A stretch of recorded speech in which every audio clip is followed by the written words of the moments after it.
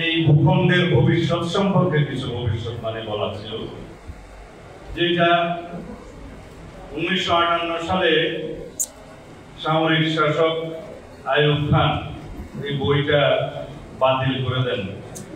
সেটা আপনারা জানেন, কোনো পুস্তক বাতিল করে দিলে, নিষিদ্ধ করে দিলে এটা বেশি বিক্রি হয়।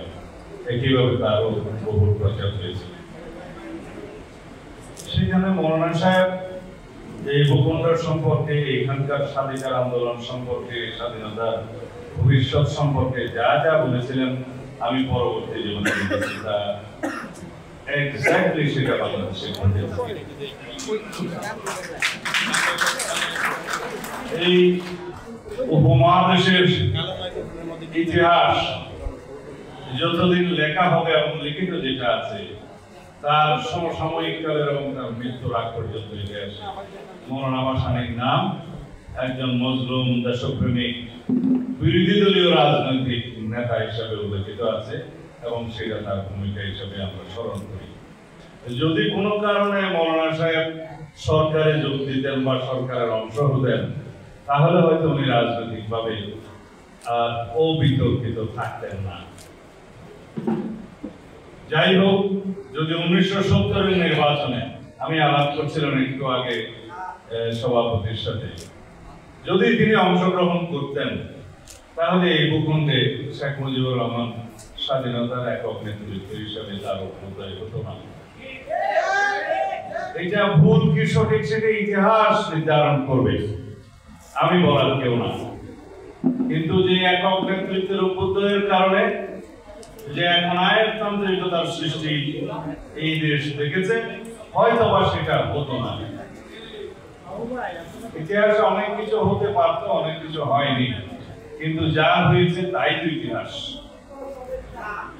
মৌলানা ভাসানী 69-এর গণ অভ্যুত্থানের নেতৃত্ব, 69-এর গণ অভ্যুত্থানের পটভূমি রচিত না করলে তৎকালীন ছাত্র সংগ্রাম পরিষদের সম্ভবত 11 দফার সাথে একাত্মতা প্রকাশ করে সে গণ অভ্যুত্থান যদি সৃষ্টি না করতেন, তখন শেখ মুজিব বোধহয় জেলেই পৌঁছতেন।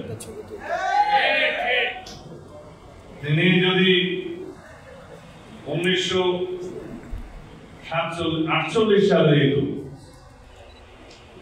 আওয়ামী মুসলিম লীগ যেটা সৃষ্টি হয়েছিল তার সভাপতি হিসেবে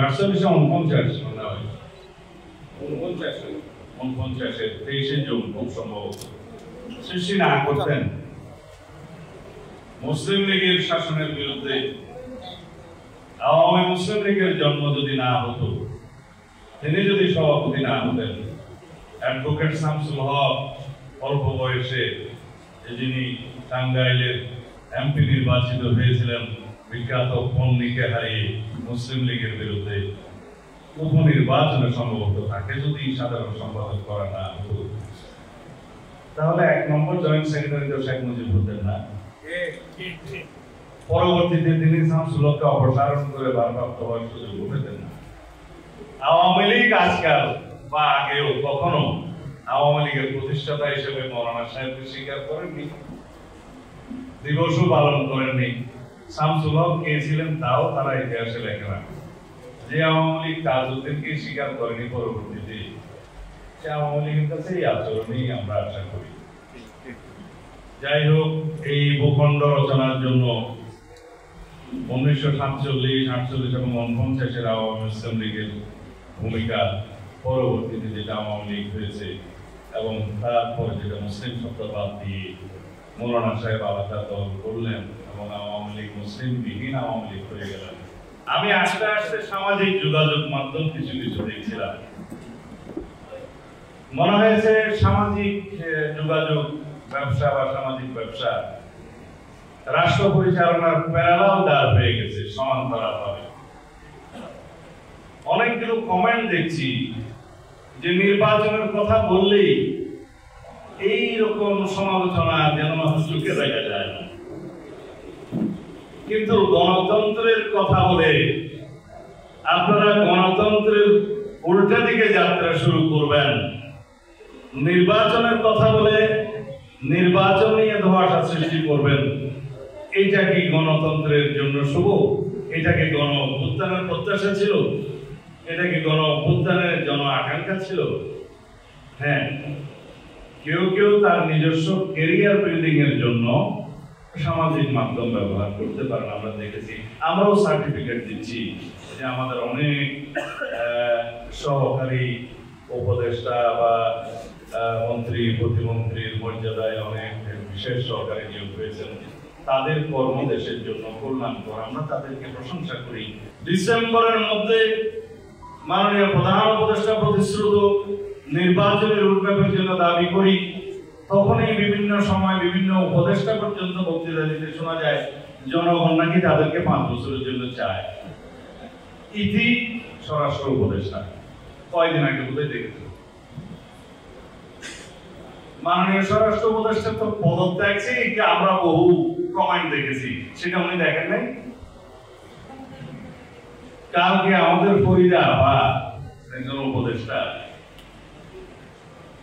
আমার সাথে খুবই ভালো সম্পর্ক, আমি সেজন্য সমালোচনা কম করতে চাই, বললেন যে ওনারা নাকি নির্বাচিত হয়েছে। কিভাবে? গণ অভ্যুত্থানের মাধ্যমে আমাদেরকে নির্বাচিত করেছিল। তাহলে এদেশে ইলেকশন কমিশন আছে কেন? যদি রাস্তার গণ অভ্যুত্থানের মধ্য দিয়ে সরকার পরিবর্তন হয়, সেটা অবশ্যই এদেশের মানুষের কামনা। কিন্তু একটি নির্বাচিত সরকারের বিকল্প তো আপনারা হতে পারেন না, আপনারা অবশ্যই অনির্বাচিত, সেটা প্রতিদিনই আপনাকে স্মরণ করিয়ে দেওয়া হবে। অবশ্য ওনার স্বামী আমাদের ভাই সাহেব জনাব ফরহাদ মাজার সাহেব গত 2-3 দিন আগে বক্তৃতা দিয়েছে, নির্বাচনের মাধ্যমে নাকি গণতন্ত্র প্রতিষ্ঠা হয় না, কেবল লুটেরাদের একটা সাম্রাজ্য প্রতিষ্ঠা হয়। কি আর বলবো, যে নির্বাচনের জন্য, যে ভোটাধিকারের জন্য, যে গণতান্ত্রিক অধিকার ফিরে পাওয়ার জন্য, যে সাংবিধানিক অধিকার ফিরে পাওয়ার জন্য এদেশের হাজার মানুষ শহীদ হলেন, গণ অভ্যুত্থান হলো, ফ্যাসিবাদের পতন হলো, সেই নির্বাচন, সেই ভোটাধিকারকে আপনারা অস্বীকার করছেন। কাদেরকে আপনারা উৎসাহিত করছেন? কোন গণতান্ত্রিক শক্তিকে এই মাঝপথে আপনারা সুবিধা দিচ্ছেন? কাদেরকে সুবিধা দেওয়ার জন্য, কাদের এজেন্ডা বাস্তবায়নের জন্য মাননীয় প্রধান উপদেষ্টা প্রায় ডিসেম্বর থেকে জুন ডিসেম্বর আসা যাওয়া করছেন? এক জায়গায় স্থির থাকতে পারছেন না কেন? আপনি পৃথিবী বিখ্যাত একজন সম্মানিত ব্যক্তি, আপনার এই রকম শিফটিংটা কিন্তু জাতি এবং আন্তর্জাতিক ভালোভাবে নেবে না। আমাদের সাথে আপনারা বৈঠক করেছিলেন, কথা দিয়েছিলেন, আপনাদের সমস্ত কর্মকাণ্ড পরিচালিত হচ্ছে ডিসেম্বরকে সামনে রেখে জাতীয় নির্বাচনের উদ্দেশ্যে। আমরা নির্বাচন কমিশনের সাথে বসেছি, কথা বলেছি, তাদের সমস্ত নির্বাচনের প্রস্তুতি আগামী জুন মাসের ভিতরে সমাপ্ত হবে। তারা বলেছেন ডিসেম্বরের ভিতরে তারা নির্বাচন